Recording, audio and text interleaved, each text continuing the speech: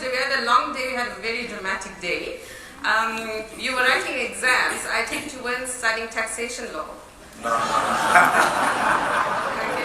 So can you share with us maybe what were you studying? No, today I was writing business management. I'm studying BA with UNISA. This was my last subject on specializing in politics and citizenship. So how did it go? Did you pass? Well, you can't praise horses which have not returned. First return and we know which one is number one. All right, so exactly 2 years ago, you and I sat down at a hotel near here. You had also just finished writing your exams. Yeah. And you said to me that you were going to launch a political party. I thought you were joking. I thought, like, you know, people finish writing exams and normally go drinking. He wants to start a political party. So the EFF is now 2 years old from that moment. Is it what you envisaged it would be?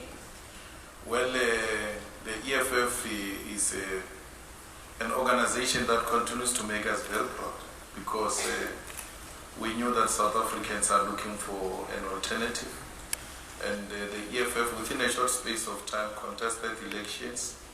And now it's represented in almost all the legislatures.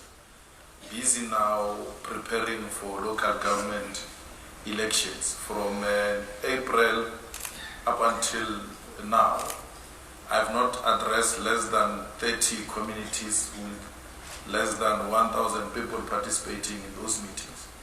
So we're busy strengthening the organization, we're busy on the ground, listening to our people so that when we take over some of the municipalities, we know exactly what our people want.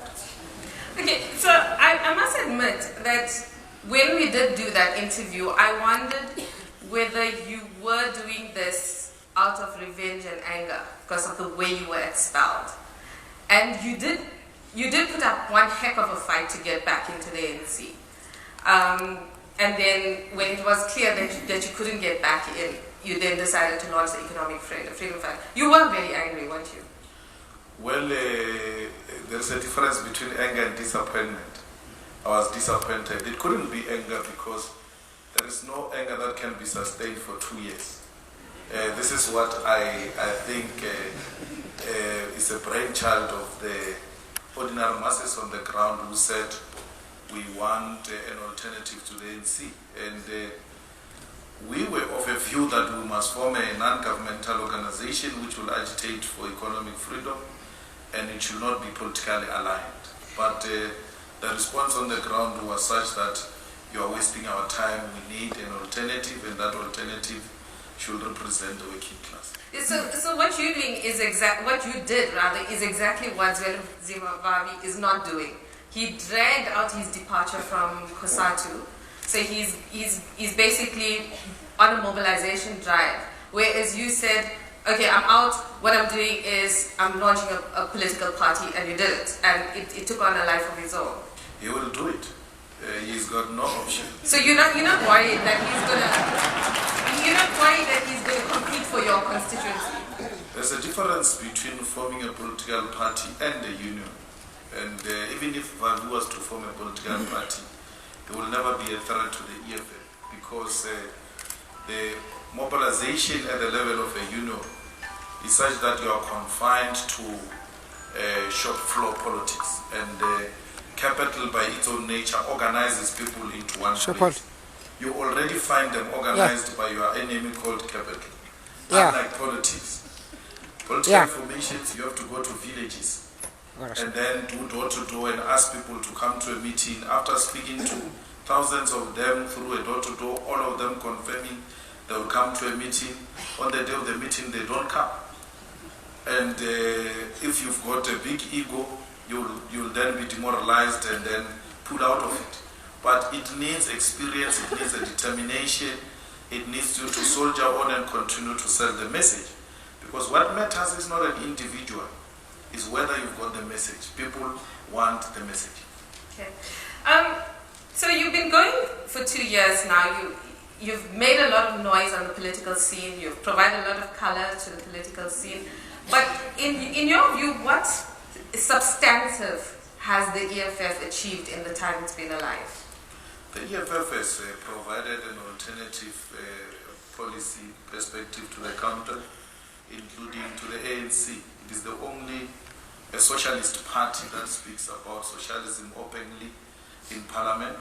But socialism by what definition? Because that's a moving target. No. Socialism by the definition of state ownership of strategic sectors of the economy. And that will, amongst others, include land, mines, the banks, and other monopoly industries. And we have put firmly those proposals before Parliament. We are actually the first organization to take the battle to capital and said to Parliament, you do not have legislature that stops profit shifting and open corruption committed by capital because you are scared of corruption. And now everybody begins to say, no, there shouldn't be a legislation about that.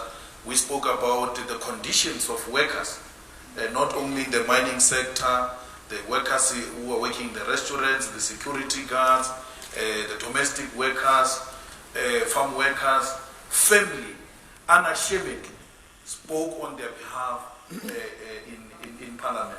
To an extent that the ANC had to even reject the investigation of living and working condition of mine workers by Parliament because it was brought by the EFF.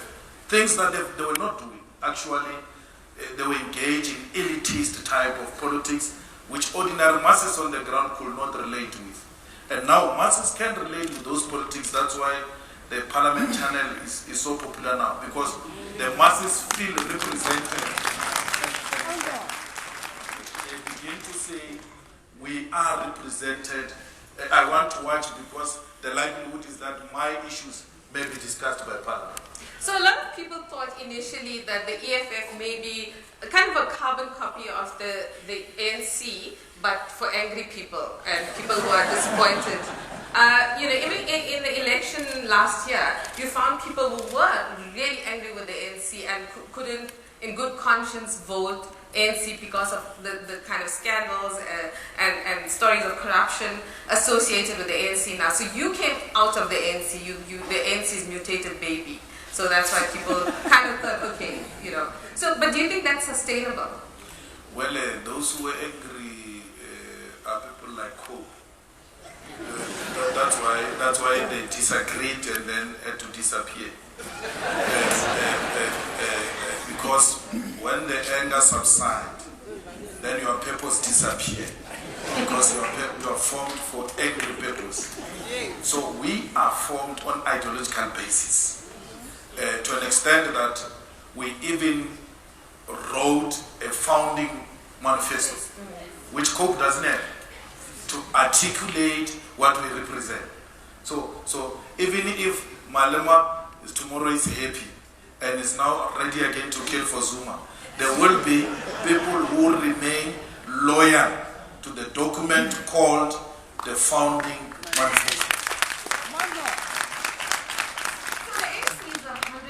Years old. It's the party of Nelson Mandela, of Oliver Tambo. You revered these leaders.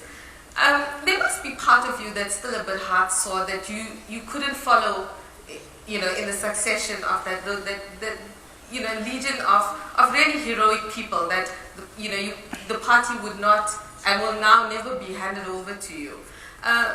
Do you feel that sometimes when you see the flag, when you look back at visuals of those great speeches, the great men?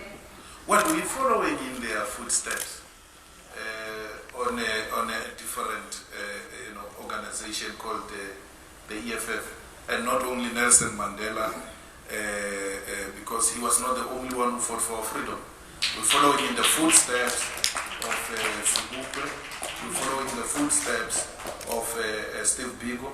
We're following the footsteps of all great giants that fought for our freedom. The problem with the ANC is that they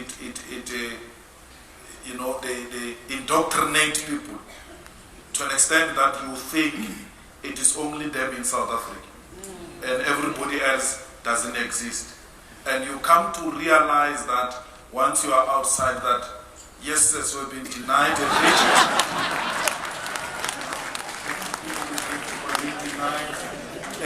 history of this country of so many great giants who fought for our freedom. And we shouldn't die for a name. We shouldn't be obsessed that we want to be in the ANC because it can only be achieved in the ANC. It can be achieved for as long as you've got the collective which has got a political will to achieve that which a generation before us set as a mission. Okay, but you fell out with this current leadership.